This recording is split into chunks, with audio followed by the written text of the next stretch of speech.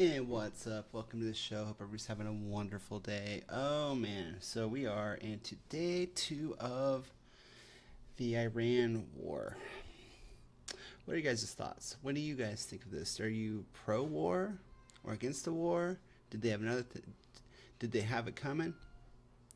Or is this just the cover up for the Epstein files? I think it's a little bit of a mixture of both. It's because like the timing is just king, man. It's just like, oh well, the Epstein files dropped and yada yada yada. Epstein, Epstein, Epstein, and then war with Iran. Where's the Epstein files? I don't know. We don't talk about the Epstein files anymore. Now we're talking about grabbing some popcorn and watching the war, man. That's what we're talking about, man. We're talking about the oil crisis that might possibly happen here pretty soon. Because if you guys don't know, this is the Strait of Hormuz. This is the Strait of Hormuz. Product tankers to the Strait of Hormuz collapsed both directions, with Europe sourcing 45% of its jet fuel from the Middle East. The disruption poses a direct threat to the supply. The UAE has ordered the stock markets closed on Monday and Tuesday as the country reels from Iran's retaliatory missiles and drone strikes in a sign of growing economic disruption sweeping the Gulf. A U.S. official told Al Jazeera that 3 American soldiers killed the victims of Iranian attack. How about all the victims in Iran? Nah, they aren't victims. They are cannon fodder. They are just a means to an end, right? That's basically how it is. We are in the throes of war, and casualties are going to happen. And here we are. Here we are. We have this huge country, which is Iran, very mountainous, comparable to possibly the terrain of Afghanistan. Let's see. Google Maps. Let's see. What is the terrain of this? All right, let's go to Iran. Just go to Iran. Iran's so far away. They gotta get away. So yeah, it is a very mountainous country, and it's pretty similar to Afghanistan. So you figure military bases. So it was a war that was going to happen no matter what. But it's crazy that since we're in it now, that we have to take into account that this is a big ass country, and they've been sitting on weapons for decades, and that they were getting regular shipments from China, as far as missiles and military systems, and Afghanistan's probably has given them some weapon systems from the U.S. pullout. So it's not like they don't have a military. Yes, they might lose their air force, they might lose their navy, but as far as boots on the ground, it's a nightmare. If you put boots on the ground, it is a nightmare, because this is a big ass mountainous country, and we saw how the U.S. was unable to handle Afghanistan in the long run. But different president, different approach. I don't think we're gonna, if we were to go in there, I don't think we would be going in there for nation building. But the big thing is, like, does the U.S. even have the authority to do this? You know, how long can Trump keep this going without congressional approval. That was the big topic of the night tonight, as far as the Barnes, Viva Barnes. I was listening to their their podcast, Viva Fry. Um, Barnes were having a conversation about the legality of this entire situation and how long can the U.S. last in this campaign, because we've given so much military assets to the Ukrainians for the past 2.5, 3 years, 5 years straight. Because the build up to the Ukrainian war, we were funneling weapons in there then, and we've up until Trump went in office, we've been funneling weapons in there for like 3, 4 years, constantly giving them money, weapons, artillery shells, everything.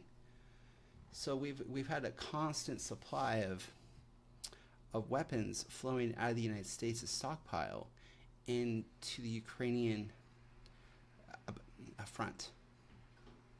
And a lot of those munitions have been blown up by the Russians. Hey, we need our missiles back. Yeah, can we get those back? We actually need them now.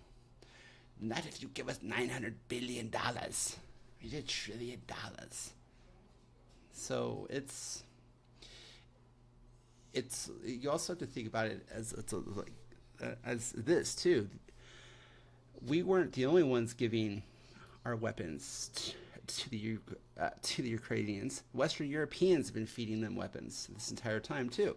So the reality is, how long can the West sustain a war of this caliber against a mountainous country without putting boots on the ground? Because supposedly the second Ayatollah has been killed. Supreme leader of Iran. Killing of Iran's supreme leader violates moral principles. Running Iran now. Supreme leader is dead. Supreme leader is dead. New leader. And after supreme leader killed, who's leader in a certain path, because they've already named a new supreme leader. Likely more U.S. deaths as Iran strikes continue until all goals are achieved. What are the goals? Regime change. Okay, so it's gonna be like a revolving door of ayatollahs. Is that where we're going with this? A complete revolving door, and you have a country that, as I said, has been sitting on these missile caches for decades, and they are so close to so much valuable real estate. Excuse me, I just ate, burped a little bit, but yeah, you have Saudi Arabia that wants to jump in, but they get most of their military systems from the United States. So how long can they stay in the battle?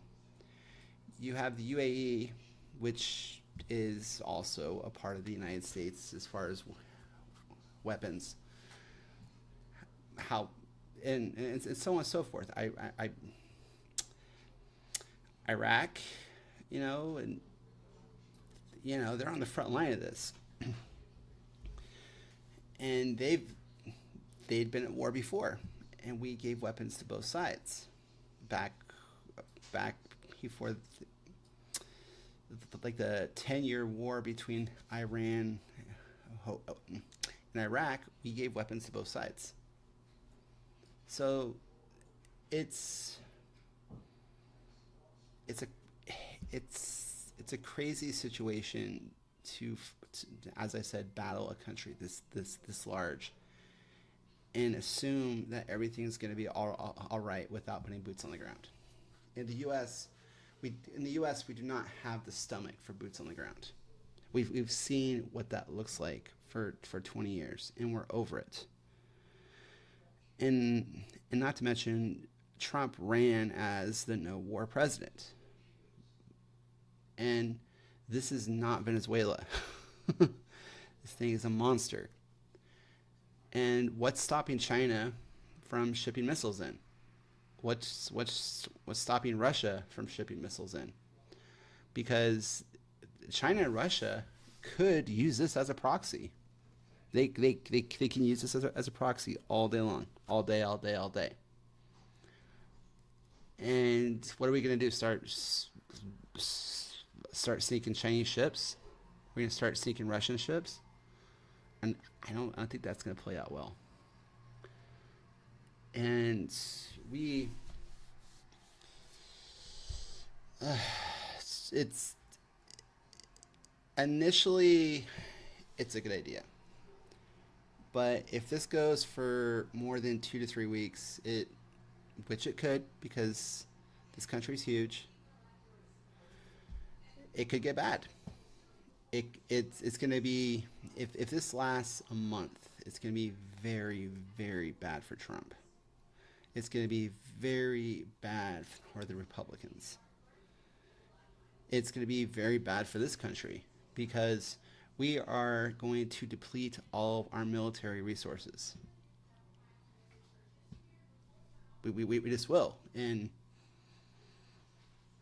that's dangerous.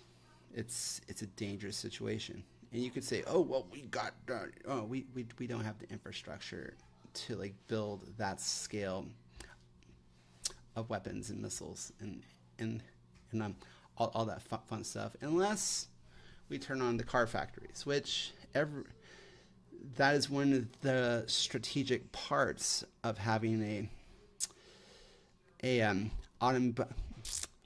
automobile plants is they can be flipped over to make tanks. They can be flipped over to make missiles.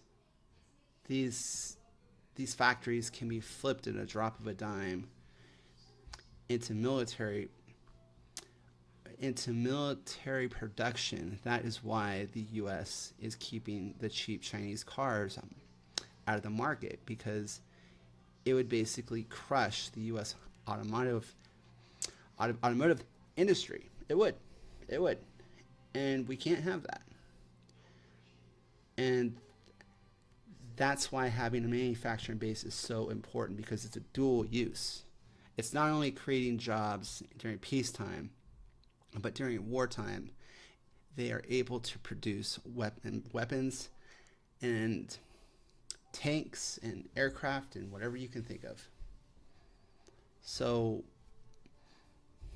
we don't have a manufacturing base that could possibly keep up, including like the microchips and all the like the RAM and everything that's needed to maintain these weapon systems, to maintain these aircraft, to maintain these ships. We don't have the manufacturing base. We don't have the resources, because we've been getting a lot of those materials from China, and that's dangerous. It's very dangerous. That's why we need to rebuild our manufacturing in the United States. This is going to be, if this goes south, this is going to be a pure lesson. And wait, why don't you have manufacturing in your country, huh? Or this could be done by tomorrow. Who knows? We don't know. That's why we're just armchair internet quarterbacks, just basically sharing our opinion. That's all we're doing. That's all we got. You go on these live streams, it's just people's opinion. This is my opinion. I come from it from like a globalist perspective and a new world order perspective, where others just see it as like, I'm just showing you stuff, right? I'm just parroting what they're saying. Parrot what they're saying. No, we're talking about this as this is what the globalists want. This is where they want to put a central bank. This is what they want to split up. They want to break up the BRICS. And they want to maintain the U.S. dollar's hegemony. This is that's basically what this big old fight is all about. Not to mention who controls most of Congress, who controls most of the United States governmental bodies, the tiny hats, Israel. So we have turned into not only a London attack dog because they run the banks, we run the military. Italy, as far as the Catholic Church, runs the religion of the world, but we have turned into an Israeli attack dog. And so if Israel tells us to jump, we jump. Jump! Oh my love, jump it! You know? We jump for their love. We would just sit there, yes, yes, yes. And we golf clap. They could kill 40,000 people, which upwards they they did in Palestine, like maybe like a closer to 100 plus thousand people, and we gave them weapons for it. We gave them the weapons to level Palestine. We are giving them weapons to feed their Iron Dome, and that is what we do. We give this tiny country anything and everything it ever wanted because they have an epic guilt trip from World War II, and rightfully so. So, yes, this is what we're protecting right here. Greater Israel that wants to pop out, that wants to pop out here, but that is called the Greater Israel Project. And the big contender that is in the way of the Greater Israel Project is Iran. So if you're in Iraq, you're looking over the sky and you're just seeing volleys after volleys from Iran flowing into into the West Bank, into Israel, into this entire country, and it's just that has to be stressful. You're just looking up. Oh, here comes another volley. Wow, it's nuts, just nuts, and we are living history. Because okay, what we got here? Hold that up, and oh yeah, here we go. So, but here we go. So according to Google, the war rages. How long can Israel fend off missiles? Based on analysis 2025, it can last for 10 to 12 days before facing critical shortages of interceptors, Arrow, and the THAAD system without rapid U.S. resupply. Well, as the resupply, we're having to resupply ourselves constantly. Military planes in the sky today, right now. And track aircraft live. So we go here, and look at all the planes in the sky right now. Look at all the planes in the sky. It's always amazing to see how many planes are in the sky. What's that? So how do we do this? I don't really use this very often. No thanks. Pop up. Military planes flying.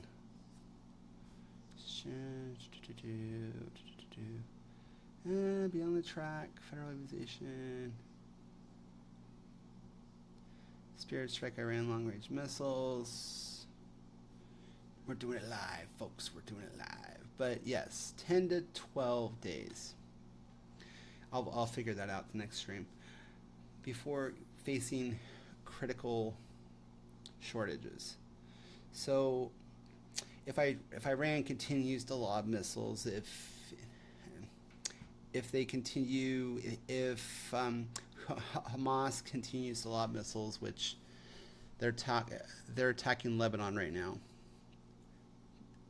to get at Hamas right now. So they're attacking Lebanon because Hamas is lobbing missiles into, which is a good idea on their side because it just wears down all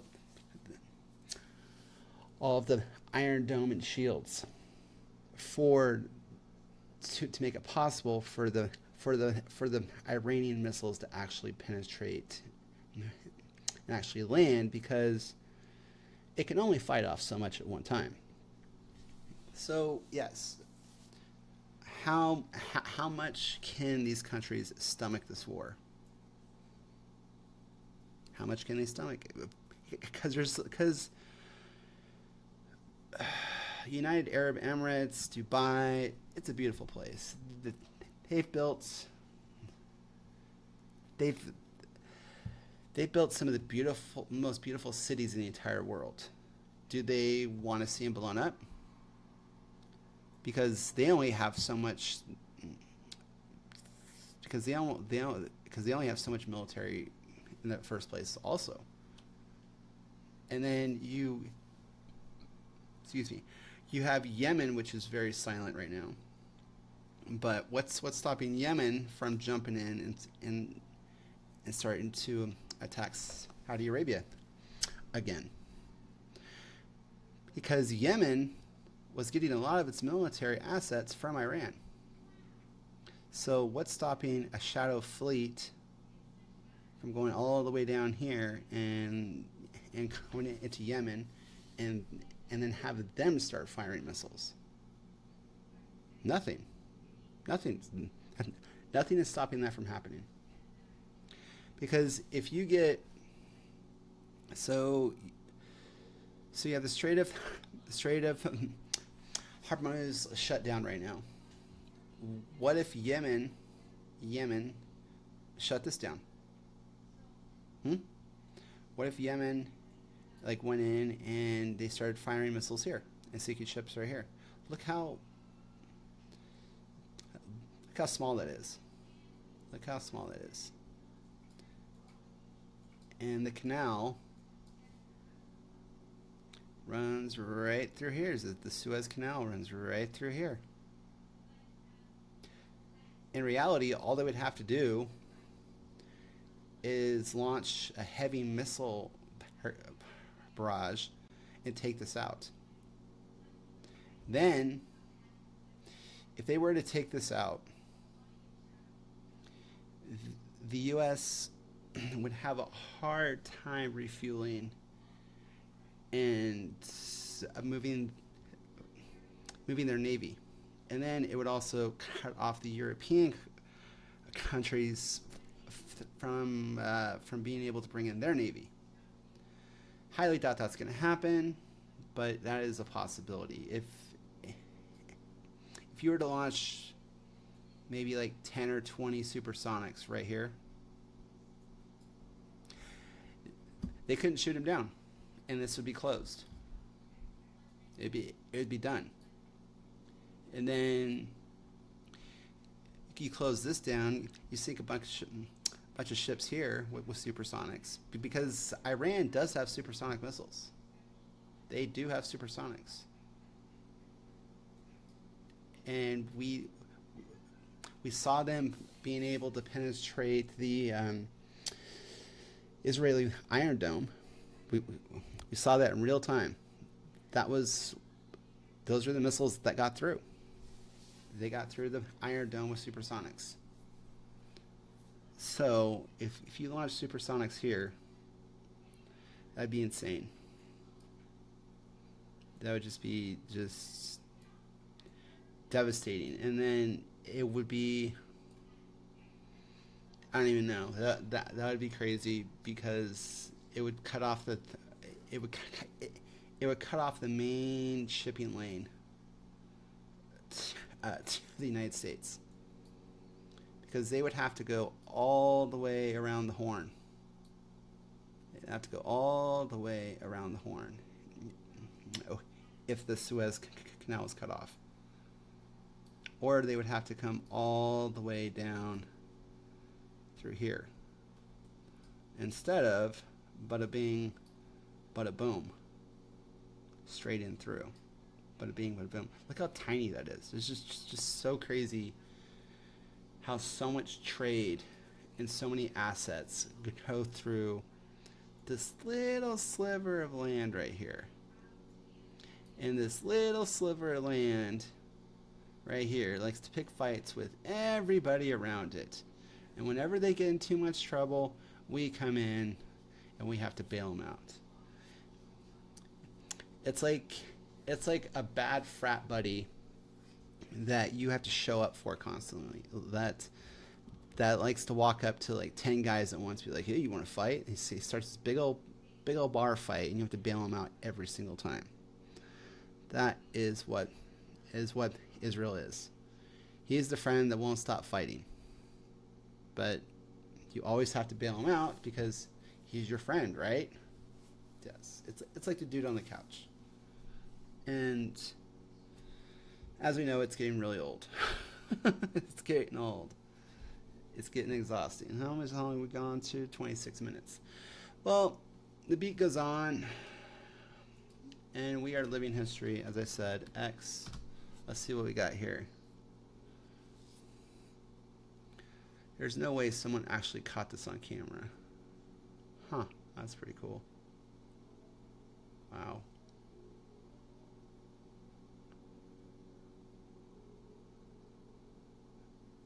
That is pretty cool. Let's look at Iran. Let's see, Iran so far away. Alright, so technically 15 different countries in the military, getting turned into One Piece anime short series. Indie creators.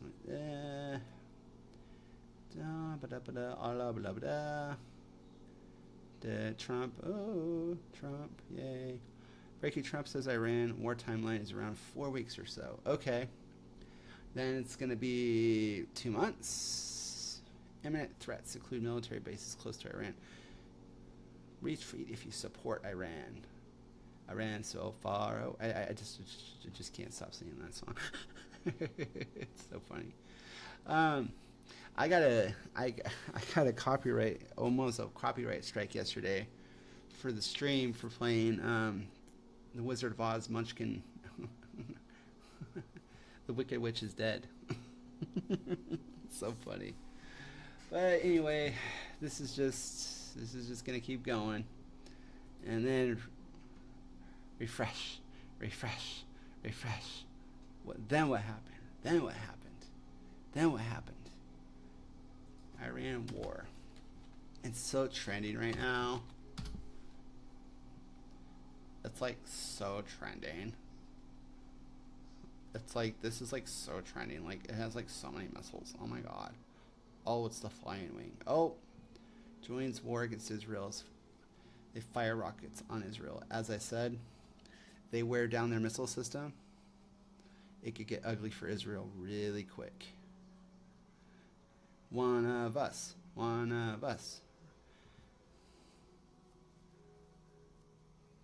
Breaking news, growing suspicion that Iran used cluster munitions in their attacks against Israel. Okay. What, like, hit him on the hand. Naughty.